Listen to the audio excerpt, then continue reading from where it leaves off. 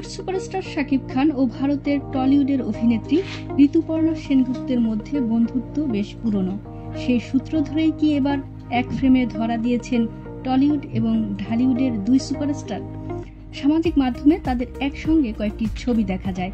এরপর থেকে নেটিজেনদের মনে নানা কৌতূহল, একসঙ্গে কি করছেন তারা। শনিবার ফেসবুক পেজে বিষয়টি খোলাসা করলেন ঋতুপর্ণা নিজেই। কলকাতার তুফান সিনেমার শুটিংয়ের মাঝে ঋতুপর্ণা সেনগুপ্তর সঙ্গে সাক্ষাৎ হয় শাকিব খানের।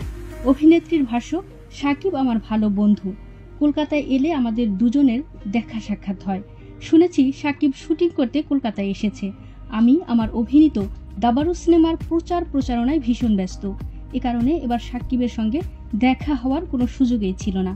কিন্তু হঠাৎই সিনেমার প্রচারের সময় শাকিবের সঙ্গে আমার দেখা হয়ে যায়। এ সময় আমার সঙ্গে ছিলেন আমার এক বান্ধবী ও তার স্বামী। সবাই মিলে একটি আনন্দঘন সময় পার করেছি। ঋতুপর্ণা অভিনীত পথিকৃৎ বসু পরিচালিত দাবারু সিনেমা আগামী 10 মে কলকাতায় মুক্তি পাবে। গ্র্যান্ডমাস্টার সূর্য শেখর গঙ্গোপাধ্যায়ের বায়োপিক এটি। গত বছর জুলাই মাসে সিনেমার শুটিং শুরু হয়েছিল।